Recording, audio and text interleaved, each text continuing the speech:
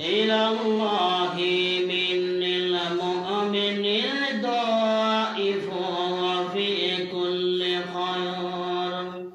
بولن الله أكبر.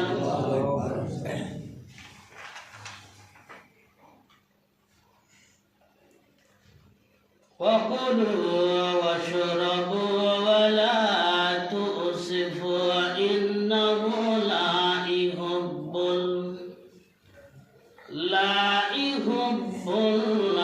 المشركين. بلن الله أكبر. وقال الله تعالى في شأن حبيبه لا يؤمن أحدكم حتى أكون أحب إليه من ولده وولده والناس أجمعين. إن الله وملائكته يصلون على النبي يا أيها الذين آمنوا صلوا عليه وسلموا تسليما. যারা পিছনে আছেন সামনে খারাপ করবেন, জায়গা তো আছে, সুন্দরভাবে বলবেন ভালো হবে। এদিকে সুন্দরভাবে কারাটা বল করে সকলে রাসূলের মহব্বতে জবান খুলে উচ্চ আওয়াজে দরুদ পাঠ করি। আল্লাহুম্মা সাল্লি আলা মুহাম্মাদ ওয়া আলা আলি মুহাম্মাদ কামা সাল্লাইতা আলা ইব্রাহিম ওয়া আলা আলি ইব্রাহিম ইন্নাকা হামিদুম মাজিদ। আল্লাহুম্মা বারিক আলা মুহাম্মাদ ওয়া আলা আলি মুহাম্মাদ কামা বারাকতা আলা ইব্রাহিম ওয়া আলা আলি ইব্রাহিম ইন্নাকা হামিদুম মাজিদ।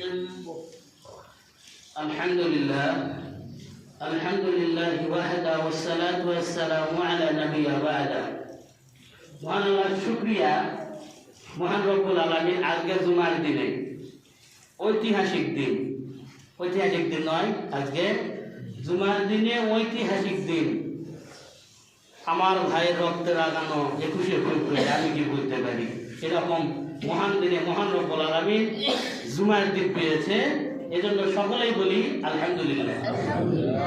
মানবতার মুক্তির দূত যারা এখানে আমরা যদি বাস্তবায়ন করতাম তাহলে আমরা দুনিয়াতে অপমানিত, লাঞ্ছিত, অপদস্থ হওয়া থেকে আমরা বেঁচে যাইতাম। আমরা কিন্তু সেই বীরের জাতি, আমরা সেই সর্বশ্রেষ্ঠ জাতি হিসেবে এই গোটা বিশ্বে আমাদের উপর কারো শ্রেষ্ঠত্ব নাই, বলেন সুবহানাল্লাহ।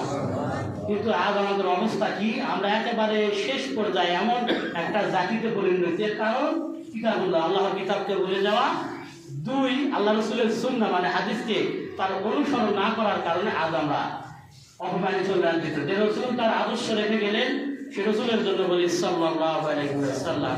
সম্মানিত, যে আমি আপনাদের সম্মুখে মুসলিম থেকে, সহিহ মুসলিম থেকে ৪র্থ খণ্ডের 2052 নম্বর একটি হাদিস তেলাওয়াত করেছি এবং 7 নম্বর সূরা আরাফের 31 নম্বর আয়াত তেলাওয়াত করেছি। মহান আল্লাহ যদি চাহে কোরআন ও সুন্নাহর আলোকে কিছু বলা ও কহার চেষ্টা করব। ওয়া মা তাওফিকি ইল্লা বিল্লাহ। যে আয়াতটি তেলাওয়াত করেছিলাম এখানে বলা হয়েছে যে তোমরা খাও এবং পান করো, অপচয় করো, নিশ্চয় আল্লাহ অপচয়কারীদেরকে পছন্দ করে না। আর যে হাদিসটি তেলাওয়াত করেছিলাম এখানে বলা আছে দুর্বল মুমিনের চেয়ে শক্তিশালী মুমিন অধিকতর কল্যাণময় এবং আল্লাহর নিকট অধিকতর প্রিয়, তবে উভয়ের মাঝেই কল্যাণ রয়েছে। তো যে দিবসটা এটা পরে করবে ইনশাআল্লাহ, যদি আল্লাহ আমার স্মরণে রাখে। এই দিবসটার বিষয়ে কিছু বলবো। তো এখানে কেন বলা হচ্ছে যে দুর্বল মুমিনের চেয়ে শক্তিশালী মুমিন অধিক কল্যাণময় এবং আল্লাহর নিকট অধিক প্রিয়, তবে উভয়ের মধ্যে কল্যাণ রয়েছে। এটা একটা হাদিস। এই হাদিসের সমর্থক একটা আরো অনেক সুন্দর একটা হাদিস আছে। যে এই হাদিসে বলা হচ্ছে যে তুমি তোমার যৌবনের কদর করো তোমার এই বার্ধক্য আসার আগে, মানে তোমার এই যে যুবক বয়সটা এটা যে আছে এইটার সঠিক যথাযথ ব্যবহার করো তোমার বার্ধক্য মানে একেবারে বৃদ্ধ অবস্থা চলে আসার আগে। এজন্য এই হাদিসে এখানে বলা হয়েছে যে দুর্বল মুমিনের চেয়ে মুমিন আপনার যারা এই শক্তিশালী মুমিন তারা অধিক কল্যাণময়। দেখেন আপনার যখন বৃদ্ধ বয়স আসবে, আজ আপনার যৌবন বয়স আছে যে এখন নামাজ পড়ানোর কয়েক বছর পর পড়বো, আজ আছে না আরো 10 বছর পর, মানে এখন তো আমার সেই সালাতের বয়স হয় নাই। আপনি ইসলামের পিছনের দিকে তাকান, ইসলামের সূচনা লগ্ন তাকান, আপনি দেখবেন ইসলামকে যারা সহযোগিতা করেছিল তারা ছিল তেজদীপ্ত যুবক।